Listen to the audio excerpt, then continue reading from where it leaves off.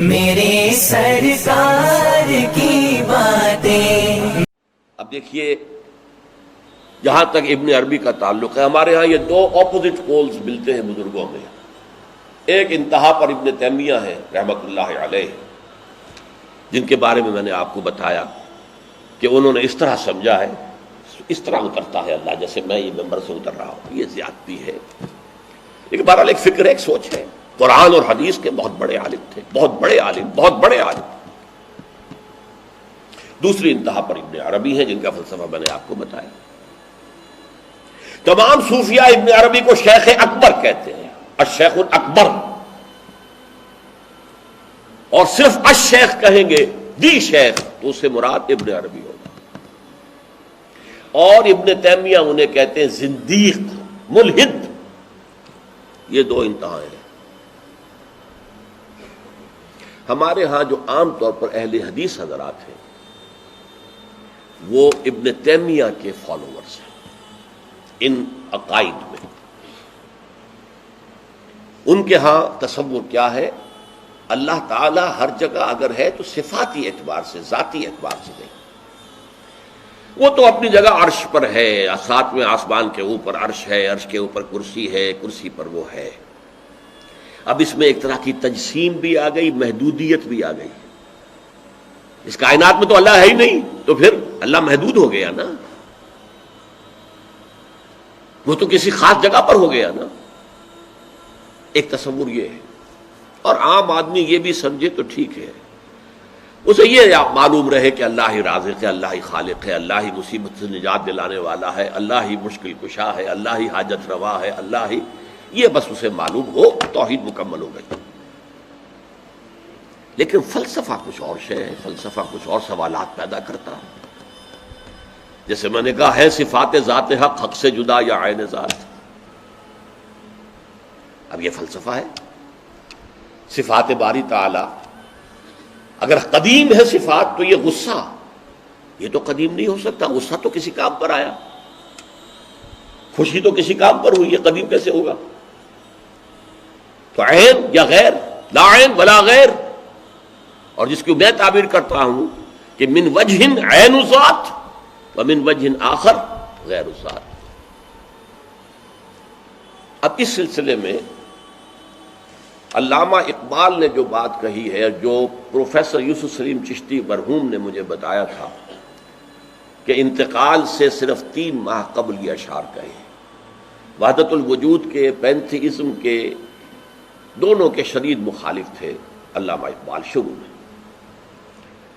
اسی لیے وہ حافظ کو بھی بہت بڑا گمراہ کن شاعر سمجھتے تھے، اس لیے کہ وحدت الوجود کے عامیانہ انداز میں جو ہے وہ شاعری میں جب اس کو آ گیا ہے تو عوام کے زبان پر جب چڑھا ہے تو وہ اس کے ڈانڈے پینتھیزم سے مل گئے، عوام کے اندر اس کا تصور یہ ہو گیا۔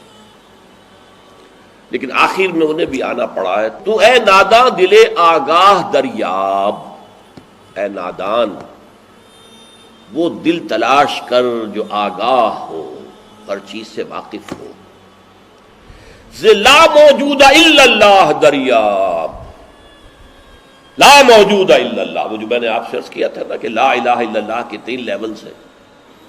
لا معبود الا اللہ، لا مطاع الا اللہ، لا حاکم الا اللہ، ان الحکم الا للہ، لا رازق الا اللہ، لا خالق الا اللہ۔ اور دوسرا لیول لا مطلوب الا اللہ، لا مقصود الا اللہ، لا محبوب الا اللہ۔ اور تیسرا لیول لا موجود الا اللہ۔ ہمارے ٹاپ کے فلسفی اور صوفیاء اس لا موجود الا اللہ پر پہنچے، اور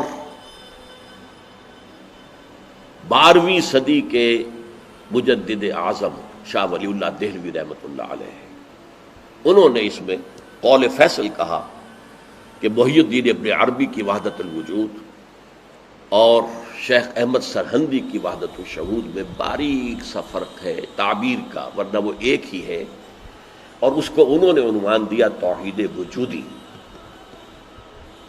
ہندوستان میں ہمارے بڑے ٹاپ کے شاعروں میں سے تھے عبد القادر بید الفارسی کے، اس وقت تک ابھی اردو کا وجود ہی نہیں تھا، اردو تھی نہیں ہندوستان میں اس وقت۔ تو شیخ عبد القادر بیدل جو ہیں وہ وحدت الوجود کے بہت بڑے قائد تھے، اور ان کی عظمت کا عالم یہ ہے کہ غالب کہتا ہے طرز بے دل میں ریختہ لکھنا اسد اللہ خان قیامت ہے، کہ بے دل کے انداز میں اردو میں شاعری کرنا، اردو فارسی میں کی، اردو کو ریختہ کہتے تھے پہلے، یہ نئی زبان جو بنی تھی ریختہ، طرز بے دل میں ریختہ لکھنا اسد اللہ خان قیامت ہے۔ لیکن وہ اسد اللہ خان بھی یہ کہتے ہیں جارو بلا بیار کہ این شرک فی الوجود با گرد فرش سینہ با ایواں برابر است۔ دیکھو اگر تمہارے سینے کے اندر شرک فی الوجود شامل ہے، یہ بھی ہے وہ بھی ہے یہ بھی ہے وہ بھی ہے، وجود متعدد ہے، خدا کا وجود علیحدہ ہے، ہمارا وجود علیحدہ ہے، تو یہ گرد کے مانند ہے جو تمہارے سینے کے ایوان پر جو تخت بچھا ہوا تھا اس کے اوپر گرد پڑ گئی ہے۔ اس گرد کو جاروب لا، لا موجود ہے الا اللہ، جاروب لا کی جھاڑو سے لا کر صاف کر دو،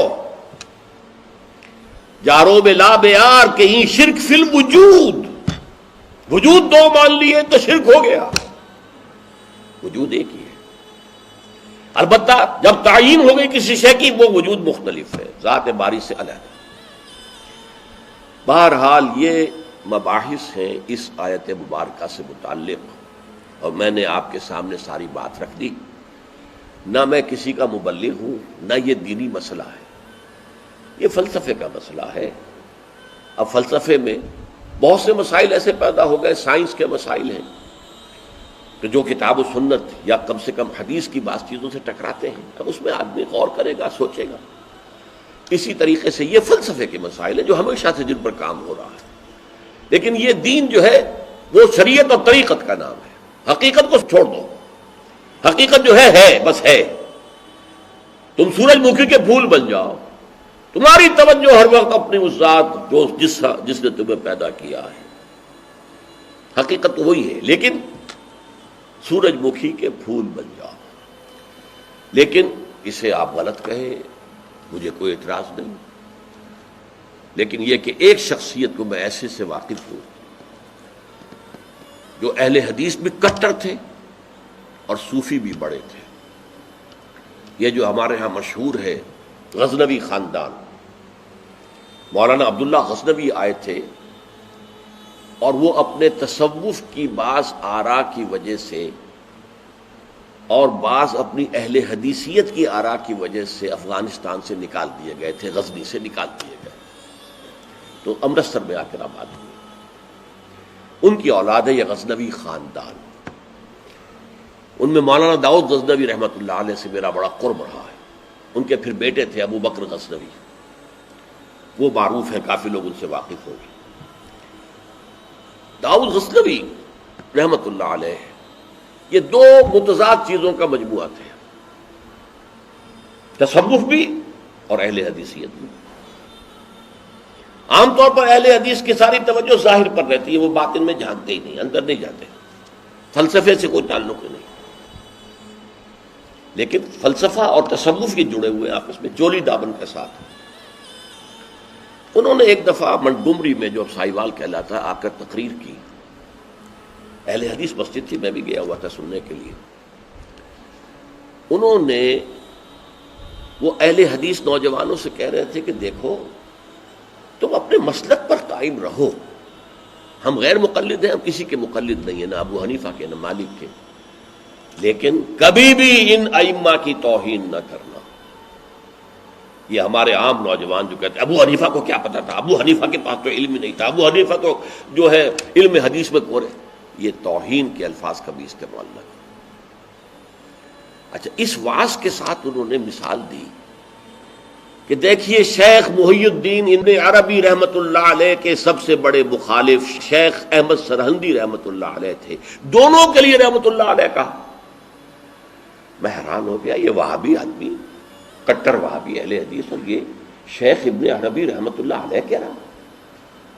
خیر میرے دل پر بھی اثر ہوا کہ بڑی وسعت ہے ان کے فکر و نظر میں۔ میری اہلیہ کے چچا تھے، ان کے ایک بیٹے، سب سے چھوٹے بیٹے یہاں مجمع میں موجود بھی ہیں، شیخ فضل الرحمان مرحوم، ان کے بہت گہرے تعلقات تھے یہ جو خاندان غزنوی خاندان سے. انہوں نے شام کو کھانے پر بلایا، مجھے بھی بلا لیا، میں ان کا داماد ہی تھا نا. تو وہاں میں نے کہا کہ حضرت آپ نے شیخ ابن عربی کے ساتھ رحمت اللہ علیہ کے الفاظ استعمال کیے، جبکہ ابن تیمیہ نے کوئی شرعی گالی چھوڑی نہیں ان کے لیے. زندیق، ملحد، اور آپ اہل حدیث ہیں، یہ کیسے ہوا؟ میں ان کی عظمت کا قائل ہو گیا، ان کی آنکھوں میں آنسو آ گیا. کہنے لگے ڈاکٹر صاحب یہ دونوں ہمارے بزرگ ہیں، ہم خرد ہیں، آپس کے اختلافات وہ جانے، ہم چھوٹے ہیں، خرد ہیں، خرد رہنے ہی میں عافیت سمجھتے ہیں، ہمارے لیے دونوں محترم ہیں. اور مسجد میں انہوں نے ایک مثال بیان کی تھی کہ شیخ احمد سرہندی رحمت اللہ علیہ نے شیخ ابن عربی کے بارے میں اپنے مکتوبات میں لکھا ہے، ما ذل بردار خان ایشانم لیکن چکنم معاملہ صفات باری تعالی است، کہ ہم شیخ ابن عربی کے دسترخوان کے جھوٹے ٹکڑے کھانے والوں میں سے ہیں. کون کہہ رہا ہے؟ مجدد الفسانی کہہ رہا ہے. ما ذل بردار خان ایشانم،